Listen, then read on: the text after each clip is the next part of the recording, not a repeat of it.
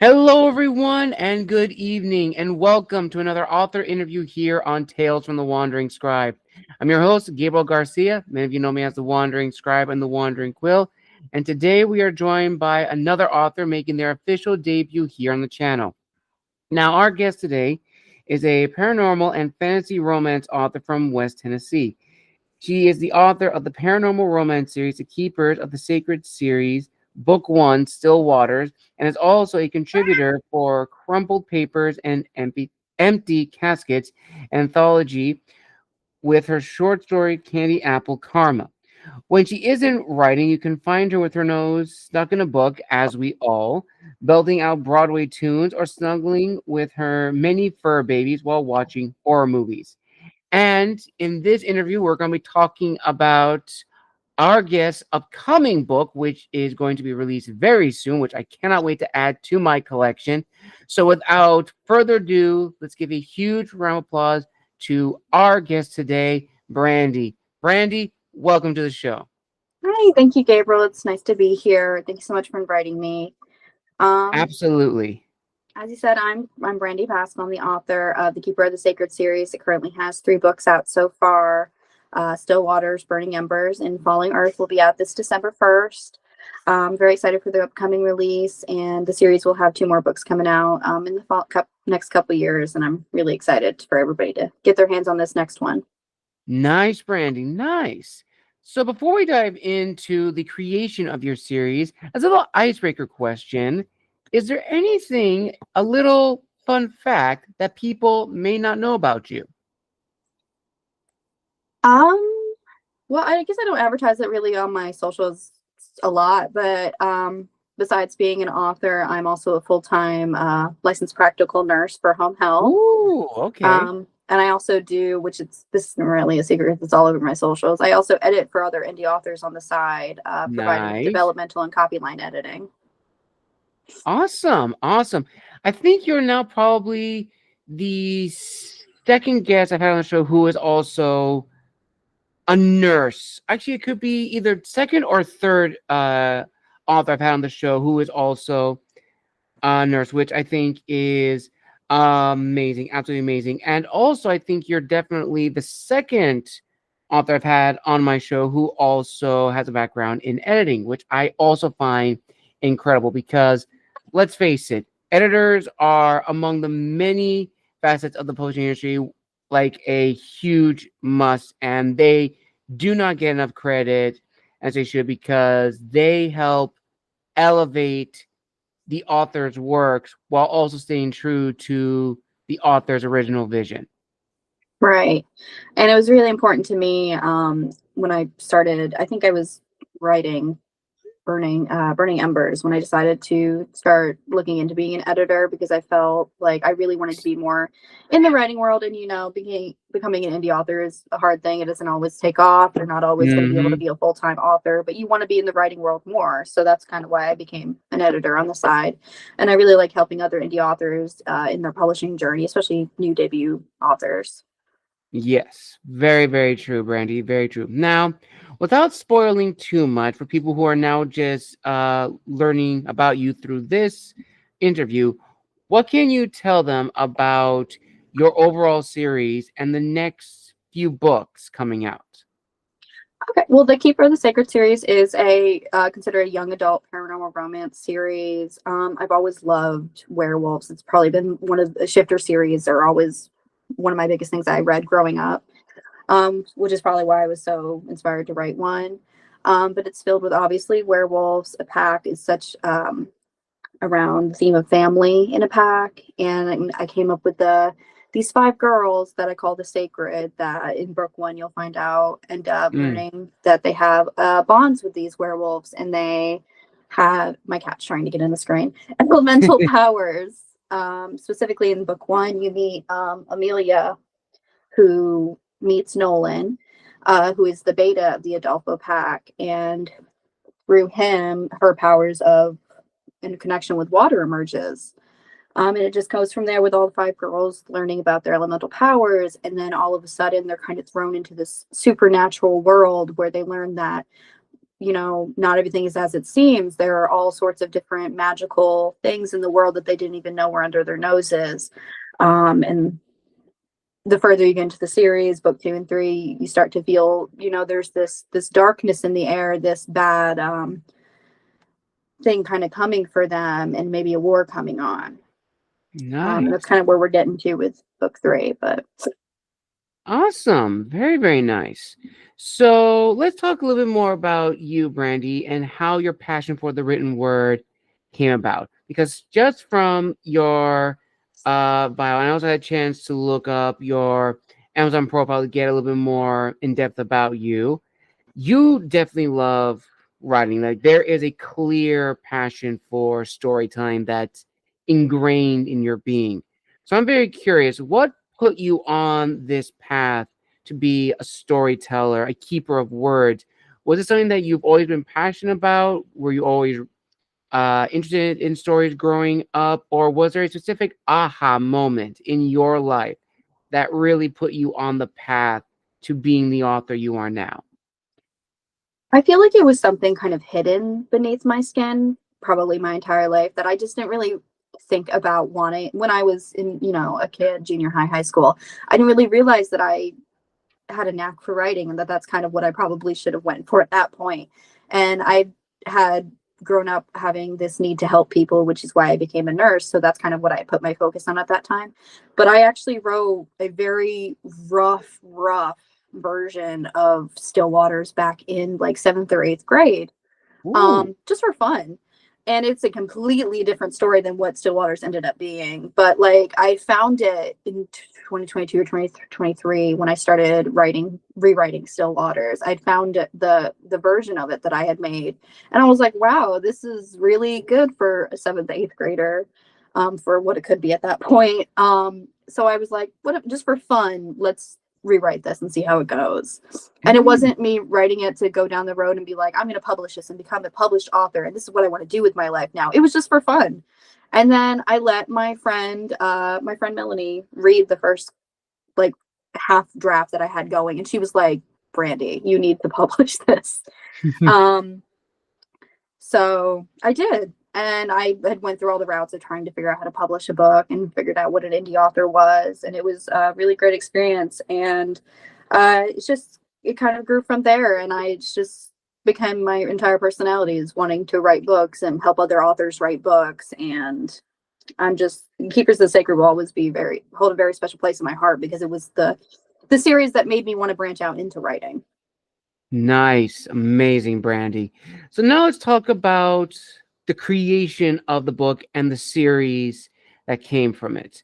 So when you began writing the overall series, from the initial idea, did you have a clear discovery of what the story was about, or did that come later through a series of research, other books you may have read, or did you have a clear idea of the story you wanted to tell? No. So I drew a lot of, my favorite series was the Grey Wolf series by Quinn Loftus, which is another shifter series, which is it's very different from mine, but it's werewolves. I'd always loved that, and it kind of grew from that. But Still Waters, I was a pantser for that entire book. I just flew by the seat of my pants writing it for fun. So it wasn't until book 2 that I realized the importance of plotting. And which it's totally fine to be a total pantser for your entire writing career. That's totally fine. And I just discovered that wasn't for me after that point. But I guess I just wanted to write a werewolf series, and I'd always had I don't know why, I've always had this connection with really being interested in the elements, and stories and shows and things like that had elemental powers, and like the connections we have to Earth's elements. That was just really interesting to me, that I wanted to combine with my favorite type of series. Absolutely. Very, very true. And you kind of already answered the next question, which is, are you a pantser or a planner? But from that point, once you figured out the overall structure of the story, did you have a routine that worked for you as a writer? Now, I know you've probably seen a lot on social media, just as I have, as well as heard from many other people that writers have their own routines that help them write. Some are night owls, they write in the evening, some write in the early mornings, some write for only certain period of time, spurts, sprints, what have you. What worked for you when writing this book? I don't really have a specific time of the day that I write. I've definitely become more of a plotter with writing. Fallen Earth was completely plotted out, but if I could write all day, every day, I would. And I think that is my problem, that I would just rather do that than go do my job as a nurse or anything.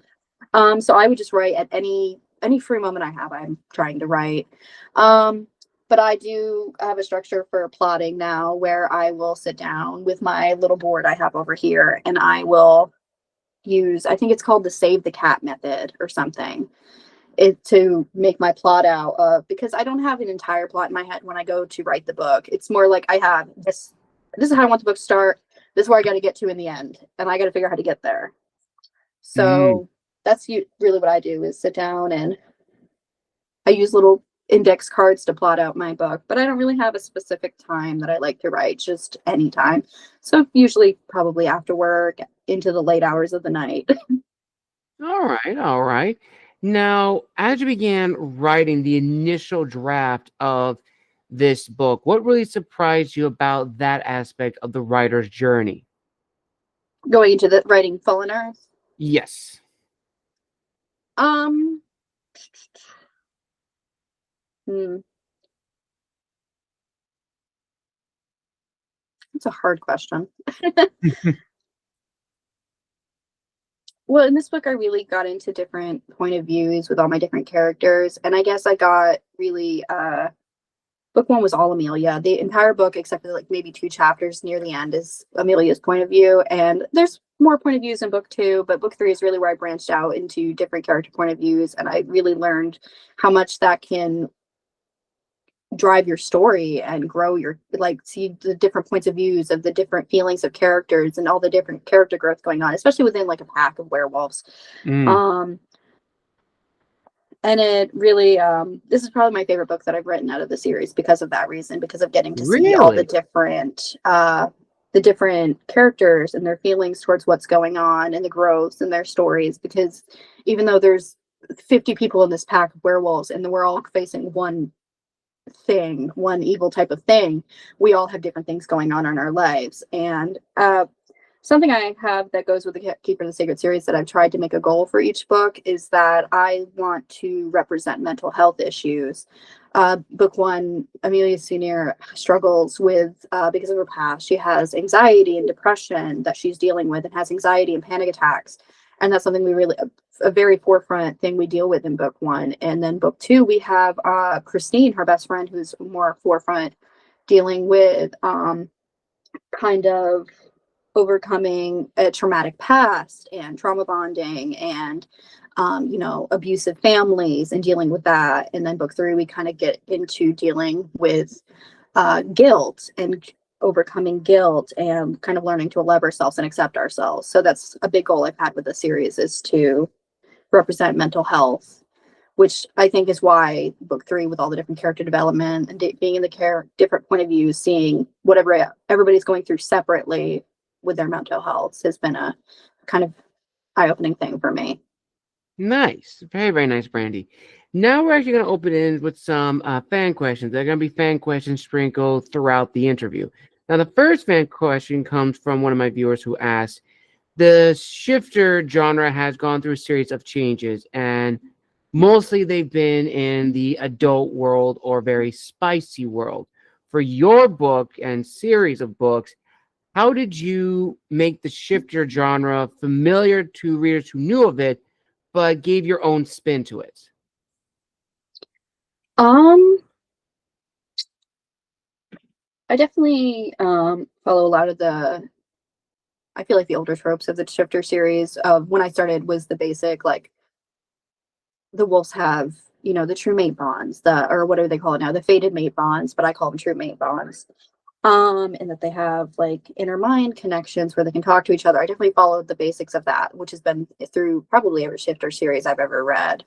But I feel I've really branched out is with my sacred girls, the having the elemental girls and having the different connections to like Earth's elements and pack hierarchy. That kind of shifts a little bit of the shifter series into adding different aspects into the pack, just then having werewolves. Absolutely. Now, speaking of the characters, how did you maintain the authenticity of the characters to the point that it makes sense for these type of characters to exist in Fallen Earth? Because I know that is definitely among the many challenges we authors face is writing not only relatable characters but believable characters in the universe they are written in. Right. Um, I think there's two types of writers, and there are character-driven writers, and there are plot-driven writers. Mm-hmm. Um, which you can kind of tell when you read a book that what way an author goes. And I'm a very character-driven writer. Um, I have to stop and remember to describe other things going on in the world, but not plot-wise, but like when you walk into a room, this is what the Packland looks like, and I'd rather talk about what's going on with my characters. Mm. But I think the way that I make my characters so realistic is that I base them off of people in my life. Oh, Amelia Sunair is highly made off. If you read book one, you'll really see it. Is highly. I'm Amelia in my head. I'm Amelia when I'm writing. She's very, because I've had anxiety issues and depression in my life that I've very much been able to pour into my character, which I think helped made her more realistic. And my other characters, like Christine, is based off my sister, and she is very much. They're not the same person at all, but very much my sister's always been the strongest person in my life. She's always been like, if somebody was going to fight somebody for me, it would be my sister. Um, and that's kind of how I made Christine realistic, is that I based her off of the strongest person I know in my life. mm. Somebody rambunctious and has almost no filter is very much my sister to me in a good way. Meredith, who is the three girls that you meet in the first book, are best friends already. And Meredith, it's Amelia, Christine, and Meredith is based off of my friend Melanie that I mentioned earlier that read the first book. Is just like so smart and caring and compassionate. And I feel like I really drive traits from people in my life into my characters, especially my 5 sacred girls. Those are the 5 girls that are based off of people in my life. Nice. And so on the topic of characters, here's another fan question, which I don't know if this may be too spoiler heavy, so definitely feel free to give as much or as little as needed. But one of my viewers asked, when writing Fallen Earth, who's been your favorite character to flesh out and who has been the most difficult character to fully explore?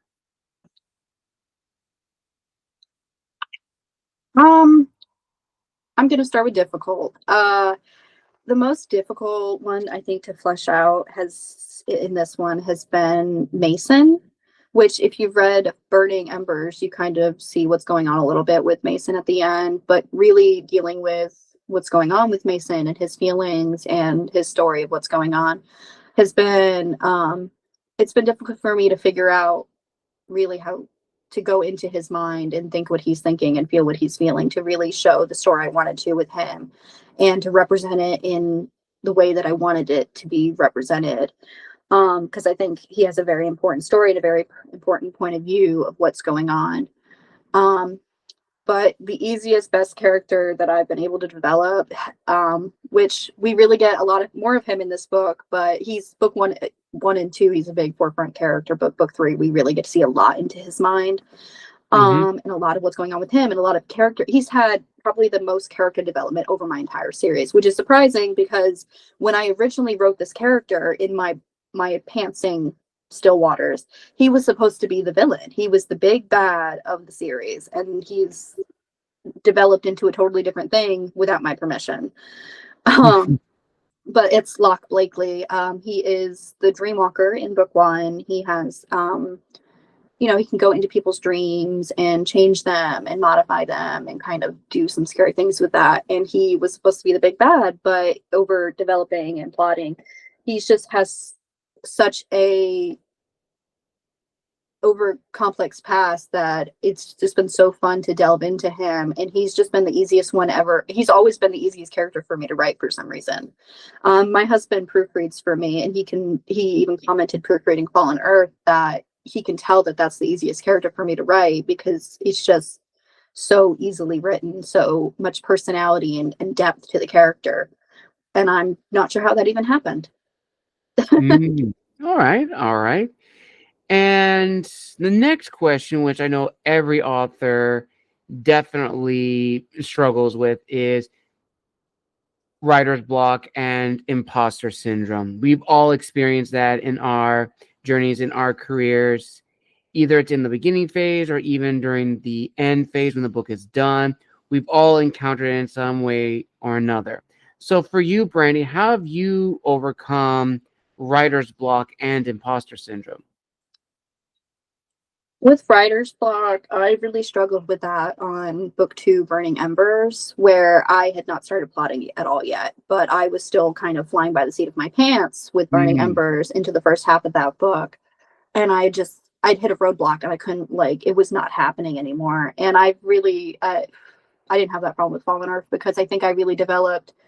I started plotting in the middle of Burning Embers. I was like, I got to plot this out to get to it. And I was struggling with that. But I think I draw a lot of inspiration from music, which I have a playlist for each book that I develop. I have playlists for book 4 and 5 already where I just add songs because I know a little bit of what's going to happen there and what I want to feel during those. That having certain songs on the playlist to listen to really helps me imagine things of like what different scenes I need or like where I want a character to go, where how I want them to be developed, what emotional turmoil I want them to go through.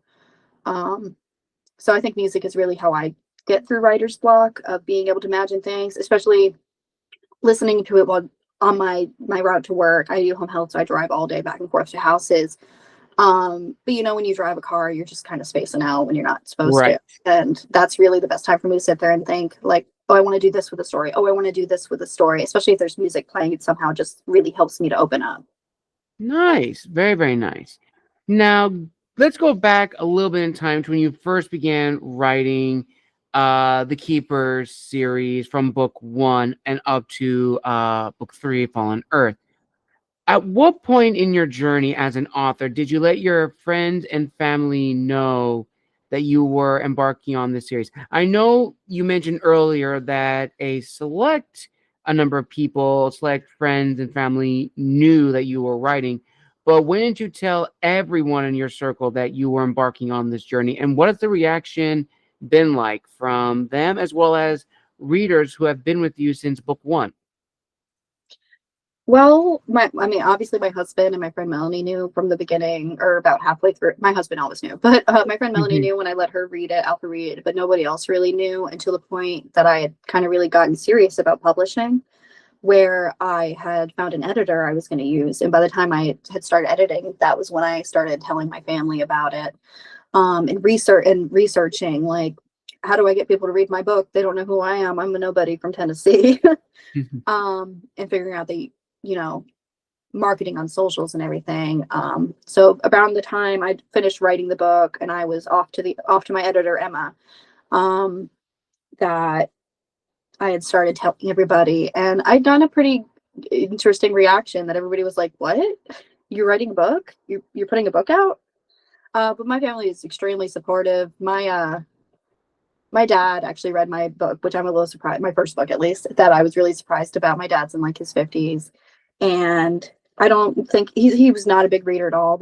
My parents are not big readers of like reading fiction books, but it really surprised me when he read my book. But Nice. That's amazing, Brandy. That is absolutely amazing. Now, what about your readers, people who have purchased your books? Have they left any feedback? And on this topic of feedback, how do you deal with the feedback left by readers and reviewers? oh well, I've definitely had some of the same readers that have followed me from book one that I really appreciate, and what I a lot of reviews I get from my readers that have always followed me is um the love they have for my sacred girls and the personalities they have, that they can just kind of, even in a serious moment, they can find a reason to laugh. that even if there's a lot of pain going on, they're trying to make each other smile. They're trying to make each other happy, because that's their goal. Big on friendship. Um, and that's what they like. And then another thing that they all really, I get a lot of feedback on, is the depth between the mated pairs, which I'm only going to talk about the first one that you'll obviously know about right in the beginning, is Amelia and Nolan. That they have such like an equaling relationship, that they are such a good pair of. Amelia has anxiety and Nolan's good at helping her with that. And Nolan kind of at some point starts to have little self-doubts about, he's the beta, the son of his father, who is the alpha, and dealing with wondering if he's good enough to become alpha. And they're really good about supporting each other and being what each other needs. But as far as dealing with like reviews that may not be super, good light of the Keeper series, Right. I try to wash it off and not even think about it, because not everybody's gonna like your book. Not everybody's gonna like your Yep. writing, which kind of goes into the imposter syndrome thing that you talked about earlier. Mhm. Because you're like, oh, I'm not a big famous writer. I'm just this little indie writer, and nobody reads my books. And why even try? Why even care? Well, I care because I do have those good readers that have been following me from the beginning, that have been picking my book up every time a new one comes out, and they're like, oh my god, I loved it, it was great, you did it again, it's great. Because who cares about the people that aren't liking it? They can go read what they want to. Yes, very true. Very, very true, Brandee. And now we're going to jump into a reflective questions, or a series of reflective questions that I would love to hear your thoughts on. And the first one is, what does it mean to be an indie author in the digital age? Because being an author has changed within the last 20 years. 20 years ago, the idea of being indie was unheard of, and almost everyone, which they still do now, want to be a trad author, traditionally published author. That was the end all be all. But in the last 20 years, or even 10 years alone, you have more indie authors flooding the markets, which is amazing. And, there's also this discussion of the trad industry kind of becoming more of like a gambling den, in the sense of putting all their money and efforts into a series of books, or books that may or may not be what people are looking for. Hence, most people are looking at indie authors. But being indie authors, there is that struggle as well, because it's all on us. We're trying to promote ourselves, which is not easy.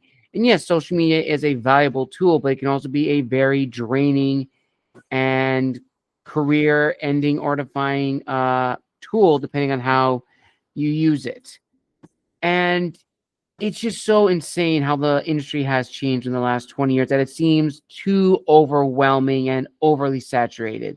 With all that said, Brandee, what still has disciplined you to continue this series? Because it's one thing to publish one book, it's another thing to make decisions like, I love this series too much that I'm not going to stop with one book. I'm going to flesh it out and tell the full story, no matter what people say.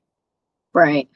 I think that the reason that indie authors have blown up so much is that we're in the digital age now of Instagram and TikTok. Um, Yes. that, they didn't have big social media markets like that when indie authors weren't so big. And I think that really helps to let us market for ourselves. And, you find that support system, that you make a street team and they can market for you, and you're going to pick up or you're not. But I think the importance is that if you're writing an indie book, you're writing it because you want to tell this story and you want it to be out there, whether 10 people read it or 10,000 people read it.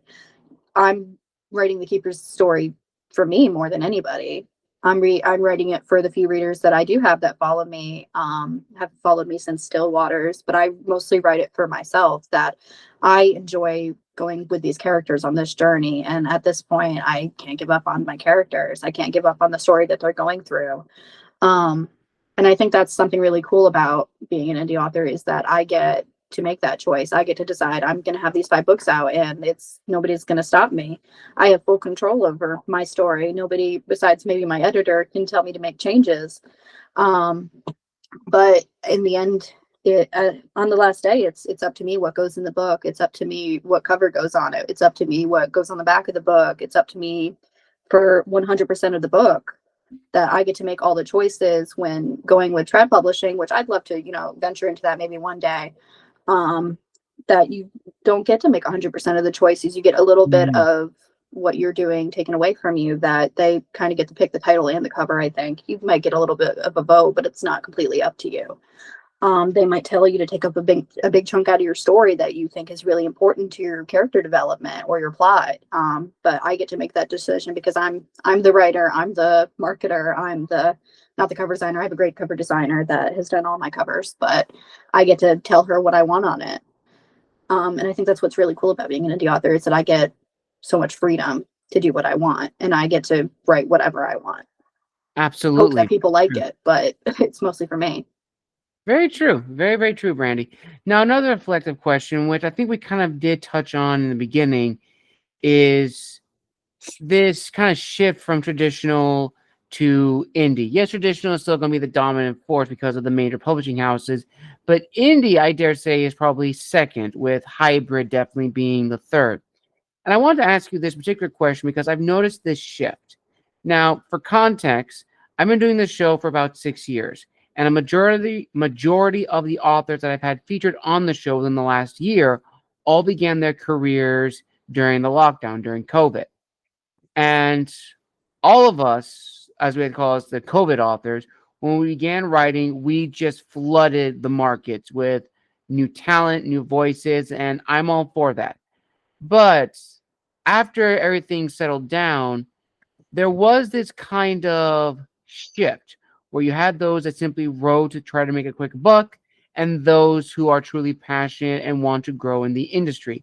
So, Brandee, I would like to hear your thoughts on this. And in your opinion, are we in a golden age, or do you think we were in a golden age 5 years ago, but have since then moved on into what I like to call an iron age? I would agree with that. I feel that like during COVID, it was probably, you're stuck at home. You didn't, it's weird as shows became popular during that time because you didn't have anything to do but be at home. So if you're a reader and you're stuck at the house, what are you going to do besides read and publish? And the big authors aren't putting out enough books for you to read in that amount of time that you have. So Right. I think that was definitely a great time for indie authors to put their stuff out there and get people to read it and get big at that time. I definitely think, after everything settles down, I feel like everything in the world shifted. That, indie authors are not probably quite as big and popular as they were during COVID, but I think we're still here fighting tooth and nail to stay where we can to get our books in front of people. Yes, that is very true. That is very, very true, Brandee.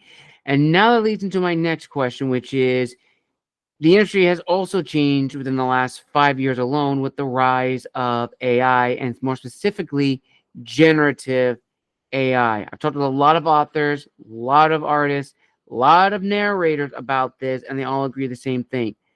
While AI is always going to be with us and is going to be a tool no matter what, generative AI has no place in the industry whatsoever, because it creates a false sense of creativity because it mass produces it. Now, Brandee, I would like to hear your thoughts on this, and if you think generative AI is going to be an even worse problem or maybe dwindle away as time goes on. Unfortunately, I think AI is probably here to stay. It's Mhm. just too easy for some people to use it. Especially, you said the kind of that money grab thing earlier, that if you're just trying to put a book out there to make money, AI is probably your ticket to do that, because obviously you don't care about what you're writing. Um, but I agree. I don't believe it belongs in the creative process. I don't think that it's what people want to read. There's not emotion put into it. There's not, you put your sweat and blood into writing your story. And I don't think when you're trying to use AI, generative AI, that's what you're doing. It doesn't have the love that you put into writing a real book. It doesn't have that creativity. Especially like the big thing with like using AI covers, that Yeah. you're it's like, taking jobs away from people. That I have a great cover designer. She's with Grim Poppy Designs. That I'd hate for somebody to choose just use an AI to make a cover over using what amazing artwork that these artists are doing. That which I know there's, the issue with being able to pay for a cover designer.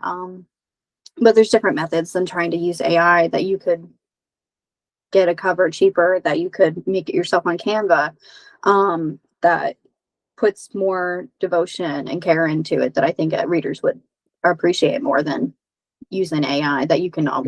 you can always tell. Yes, absolutely, 100%.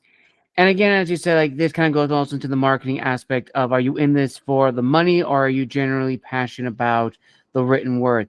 And that now leads into the business side of being an author. Now, as a little icebreaker question for this, Brandee, looking back on your writing career thus far, in terms of marketing your books and promoting it, is there anything you would have done differently? um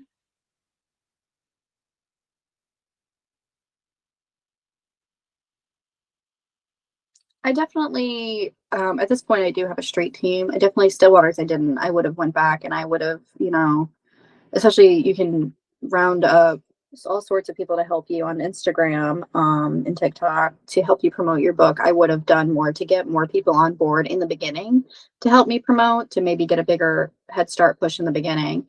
Um, what I do now is my street team helps me post with posts that I make for them, graphics, and uh, things like that. And I use Instagram ads to kind of push it out there, because the algorithm doesn't like to get your stuff out there. Mm, Um, but I probably would have put more research into it in the beginning of, how can I get my book in front of people? How can I market this better?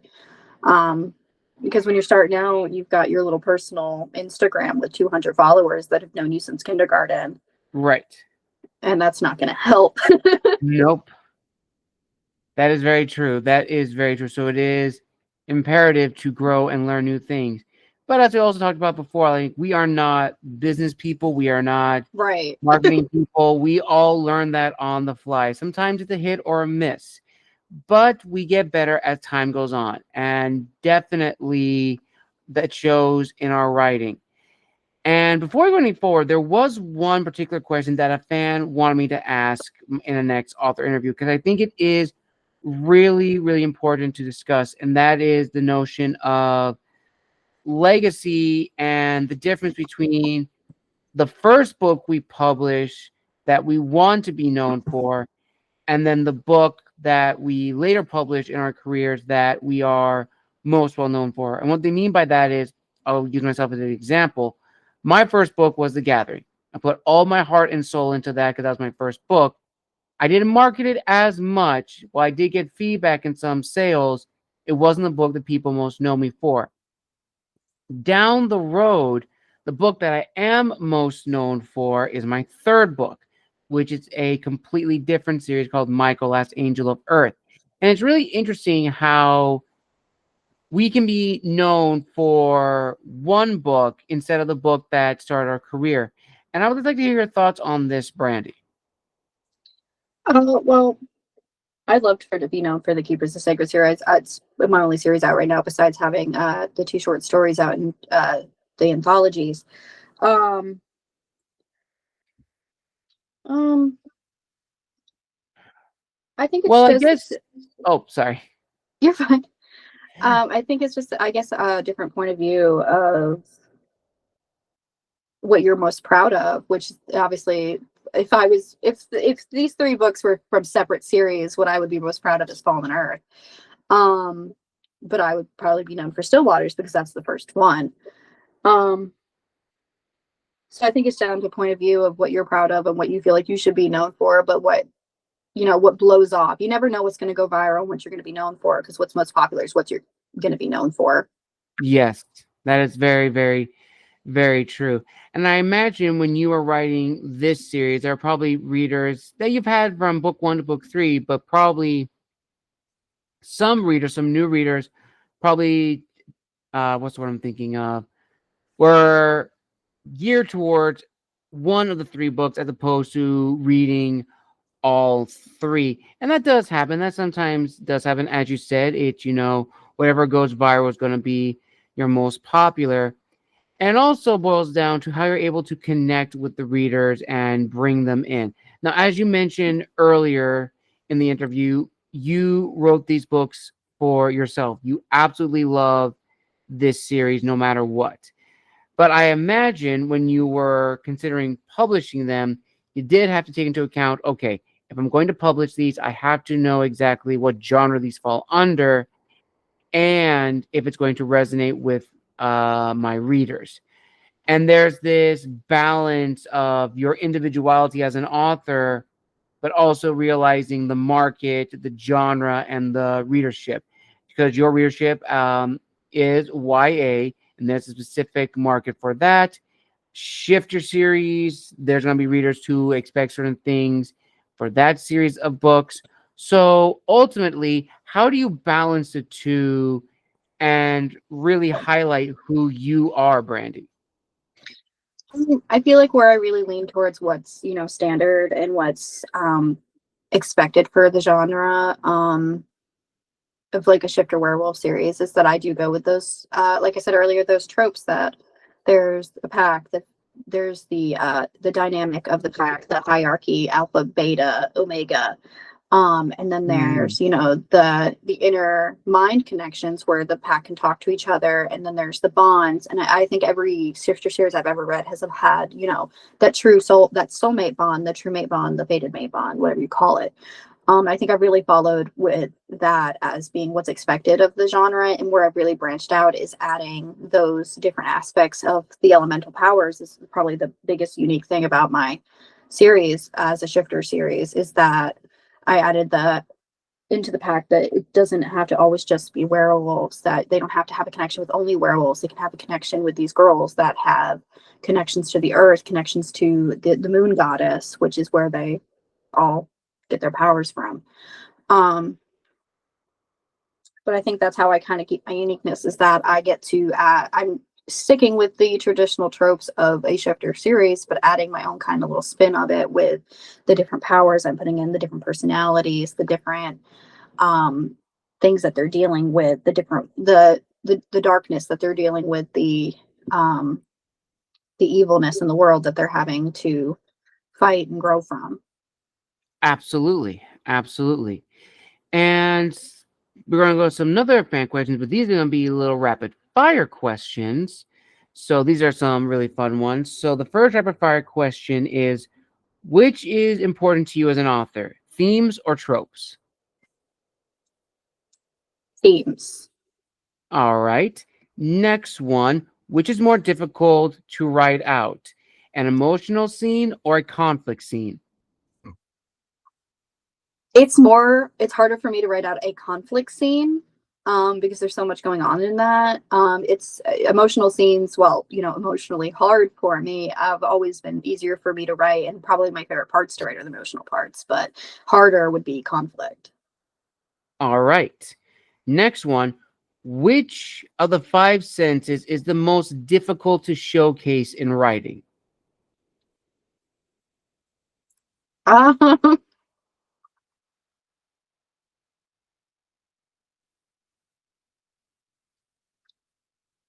this is probably, I don't know if this is a good answer, but I feel like touch is hard, which is obviously easy to write, that like I touch somebody.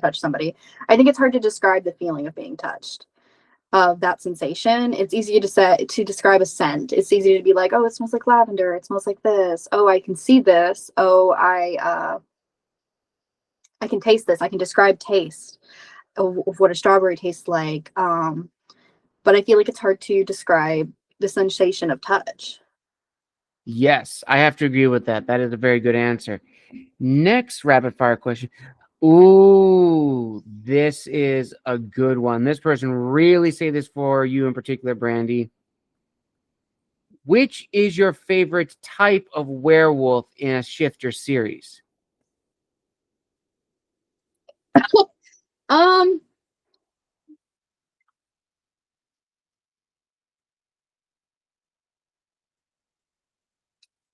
I guess I'm gonna take Nolan, who is the main male character in book one, is that he's the beta. He's a dominant wolf. He's charismatic. He's strong. I like a strong dominant wolf that is not, I was trying not to curse. Um that Oh, is you can swear he's on the show. It's completely okay. fine. Is not an asshole. He's he's strong and he's dominant and he's protective while not, being narcissistic. And he's still caring and compassionate as a person. All right, that's a nice one. Very nice. Ooh, okay. This one's a little movie type question. If your book was developed into a movie, which actors would play some of your characters in your series? We'll start with Fallen Earth. So, out of the main characters, out of 3 characters in Fallen Earth, what actors or actresses would play those characters? I actually had to list these off for my narrator when when I'm doing the audiobooks. She asks because it kind of helps her with the voices. I'm trying to think of who I put. Um, let me look.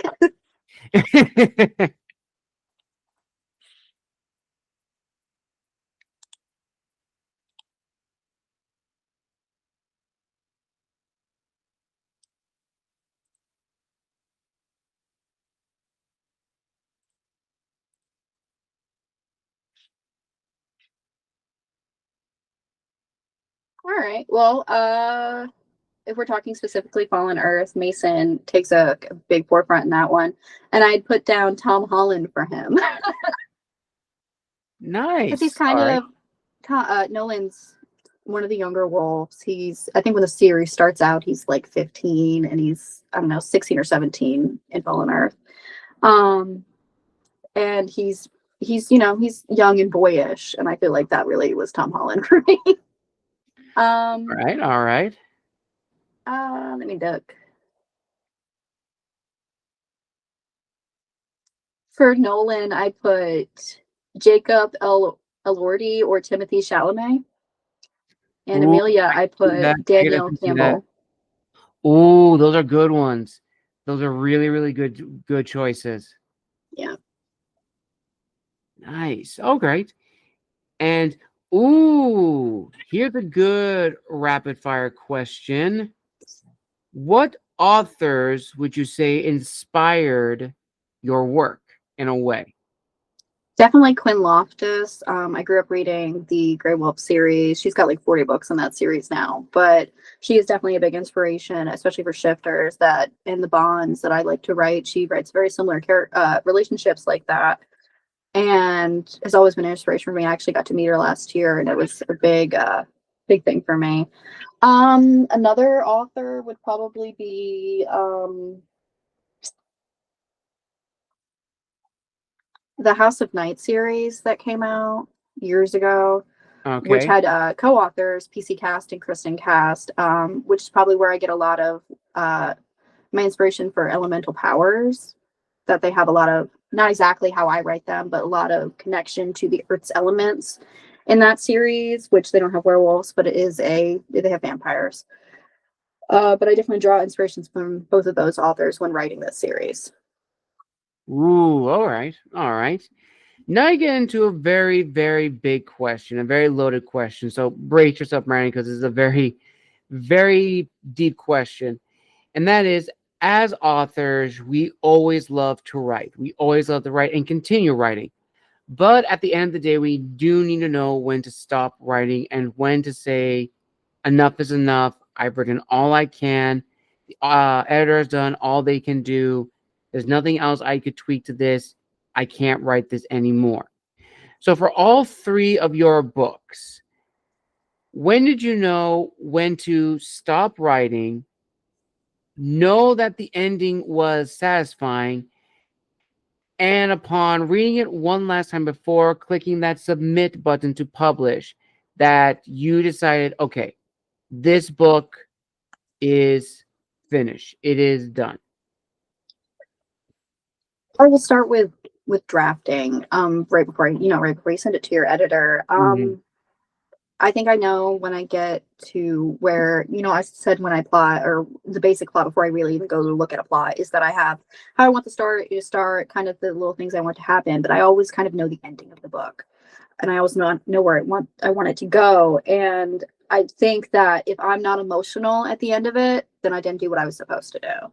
I was definitely emotional at the end of writing Burning Embers and Fallen Earth of what was going on. And if I'm not emotional, I don't think it's good enough. If I can't drive emotion out of myself writing it, then how is a reader going to be emotional to how I want them to feel reading it? And I think if I'm emotional at the end, then I know, okay, this is where it needs to be. This is where it needs to end before I send it off to my editor. And then going, after the edits, after we've made developmental and copy line changes to the point where, I just this last week, I submitted it to Amazon to get Fallen Earth ready. And I get it proofread by my husband, and then I do the final read through, and I just make sure that every little emotion that I wanted to go through during different scenes is still there, and that it's what I imagined I wanted it to be in the beginning. And I go and I look at my plot board and I think, is this what I wanted it to be when I started, or is it better? All right. All right. And as a little last minute, or I don't say last minute, but final fan question before you get to the final two questions, Brandee. Imagine this like a little RP scenario. Let's say you've been invited to give a panel discussion. You're part of a panel of fantasy authors, and you're answering so many questions. And the moderator gives you this important question, and it's on the topic of what would you teach the next generation of authors? Now, from your own personal experiences that you've learned on your journey, what would you tell this hypothetical fictional audience of what you would teach the next generation of authors? I think this is something I've told a few earlier authors, is that where I've said earlier that I write the story for me, is that you can write towards the market, but what's really gonna make you happy is writing the story that you want to write. So I like to tell readers, and I like to tell writers to write the story you'd want to read. If you want to read it, then why are you writing it? Mm, that is a very good advice. That is very, very good advice. And I think it would go into, helping authors overcome probably imposter syndrome and writer's block. I'd love to help writers overcome those things, overcome, the block of really going into and writing what you want to write and publishing it and getting over that fear. Very good. That is very true, Brandee. Absolutely very true. And now we arrive at the final two questions of this, excuse me, amazing interview. Now, we talked about a lot of things in this interview, from your journey as an author, beginning with, writing, and of course, telling the stories you want to tell, family support, friend support, what you've learned about the industry thus far, reviews, feedback, marketing, the digital age, so forth, all of that and more. At the end of the day, what do you want people to take away from your stories? I think I'd like readers and anyone to take from my stories that you can overcome your fears, that you're braver than that mean thought in your head. You're braver than the feelings that you're feeling that you feel might be holding you down, that the darkness that you're feeling that's keeping you from getting out of bed in the morning, you can overcome that. There are people there for you. Very good. Very, very good. And finally, for all the authors, writers, everyone who has a story within them that wants to be shared, what is your word of wisdom to them? Um,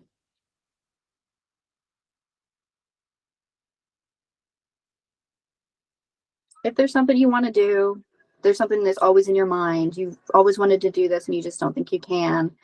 There's something that you want to overcome, but you just don't think it's going to happen. You can do it.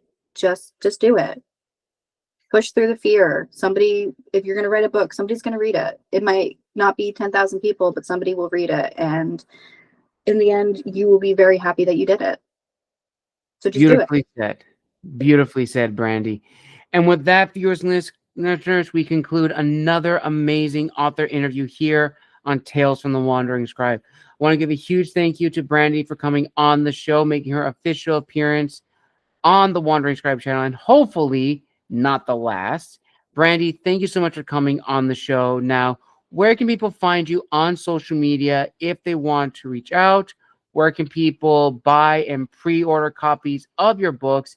And do you have any other announcements you would like to share for this year and the new year? I am available on Instagram and TikTok at Brandee_Paschall_books. You can find my books on Amazon and KDP in ebook, Kindle Unlimited, paperback, hardback, audiobook. Fallen Earth's ebook is available for pre-order right now, but all the book Fallen Earth will be out on December 1st on all those platforms. You can also, I do have a website, www.brandeepaschallbooks.com, that you can check out. If you're, looking for an editor, that's where my editing information is. That's where information on my books is. If you check out my Instagram, you can find my Fallen Earth release tour schedule for the coming months, where I'll be in a few different places in Tennessee. You can come meet me and get a signed copy. And then I'll be in Roanoke, Virginia next year as well for a signing. And I'd love to meet you guys. I love meeting readers. Nice. I will link all that down below in the description of this video. Thank you everyone for joining us for another amazing, incredible author interview here on Tales from the Wandering Scribe. Again, a huge thank you to Brandee for coming on the show, making her official debut. And if you'd like to see her back in a follow-up interview in the new year and being a part of the Writers Hub series, like, comment, and subscribe down below. And until next time, viewers and listeners, this has been the Wandering Scribe and the Wandering Quill. Signing out. Wish you all a wonderful day wherever you are in the world. And we'll see you all in the next episode. Have a wonderful evening, everyone.